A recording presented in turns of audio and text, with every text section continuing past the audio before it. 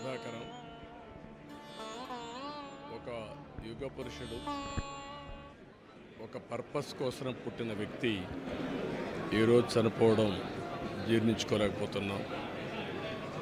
రామోజీరావు గారు నాకు 40 సంవత్సరాలుగా తెలిసాయని. ఆయన అనునిత్యం సాధన చేసింది సమాజ హితం కోసం పనిచేశారు. ఈ తెలుగు జాతి కోసం పనిచేశారు. ఒక మామూలు గ్రామంలో పుట్టి, సాధారణ కుటుంబంలో పుట్టి, ఒక అసాధారణమైన వ్యక్తిగా తయారు కావడమే కాకుండా ఆయన ఈరోజు చూస్తే ఒక వ్యక్తి కాదు, ఆయన ఒక వ్యవస్థ కింద తయారయ్యారు. ఆ రోజు ప్రారంభించింది మనం ఒకసారి చూస్తే మార్గదర్శితో ప్రారంభించి, మార్గదర్శి అయిన తర్వాత ఈనాడు ప్రారంభించి, అదే మాదిరిగా ప్రజా చైతన్యాన్ని మనం చూస్తే ఈరోజు రాష్ట్రంలో ఏ ఇంట్లో కూడా నిద్ర లేస్తానే ఈనాడు చదివితే తప్ప బయట వచ్చే పరిస్థితి ఉండదు. అంటే ఆ విధంగా ప్రజల్ని చైతన్యవంతులు చేయడానికి కానీ, విజ్ఞానవంతులు చేయడానికి కానీ అనునిత్యం సాధన చేశాడు. ఆయన ఏ పని చేసినా కూడా నేను మొదటి నుంచి కూడా చూశాను, రాజీ లేదు.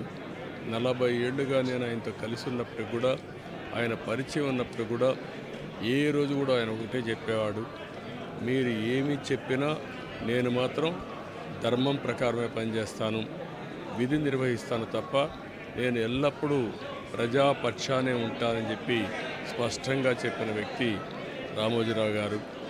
అంతేకాకుండా నిన్న చనిపోయే వరకు ఆయనకు ఒకటే కోరిక, నా కోరిక అంతా కూడా నేను అనునిత్యం పనిచేసి పని చేస్తూ పనిలో చనిపోగలిగితే అది నాకు ఆనందంగా ఉంటుంది. అంతేకాదు నేను చేసే ప్రతి నిమిషం నేను బ్రతుకున్నంత వరకు ప్రజల కోసం పనిచేయాలి, పని చేస్తూనే ఉండాలని చెప్పిన వ్యక్తి రామోజీరావు గారు. కానీ ఈరోజు మనం చూస్తూ ఉంటే ఆయన నిర్మించిన వ్యవస్థలు శాశ్వతం. ఒక ఈనాడు శాశ్వతం, అదే మరి ఈటీవీ శాశ్వతం. ఇది కాకుండా చిత్ర పరిశ్రమ కూడా ఎనలేని సేవలు అందించాడు. ఈరోజు రామోజీ ఫిల్మ్ సిటీ మీరు చూస్తే దేశంలోనే ఒక అత్యున్నతమైన స్టాండర్డ్స్లో రామోజీ ఫిల్మ్ సిటీ తీసుకొచ్చి ఆయన అనునిత్యం చెప్పేవారు, నేనేదో ఒక కమర్షియల్ కాంప్లెక్స్ కట్టచ్చు, వ్యాపారాలు చేయొచ్చు, నా వల్ల ఈ సిటీకి లాభం రావాలి, అదే మరి రాష్ట్రానికి ఆదాయం రావాలి, టూరిజం కింద ఉండాలని చెప్పి చేశారు. అలాంటి ఒక మహానాయకుడిని ఈరోజు పోగొట్టుకున్నాం. తెలుగు జాతి వెలుగు, తెలుగు వారి గుండెల్లో చిరస్థాయిగా ఉండే వ్యక్తి, అలాంటి వ్యక్తిని పోగొట్టుకోవడం చాలా బాధ అనిపిస్తుంది. ఏదేమైనా ఆయన ఇచ్చిన స్ఫూర్తి ఉంది. నా జీవితంలో ఎన్నో సంఘటనలు, నాకు ఎప్పుడైనా క్లిష్టమైన సమస్య వస్తే ఆయనతో నేను కన్సల్ట్ చేస్తే దాన్ని ఏం చేయాలనో ధైర్యాన్ని ఇచ్చే వ్యక్తి అతను. అందుకే మొన్న కూడా మీరు చూస్తే ఎప్పుడు ఎన్నికలు వచ్చినా కూడా ఆయన ధర్మాన్ని ఆయన నిర్వహించాడు.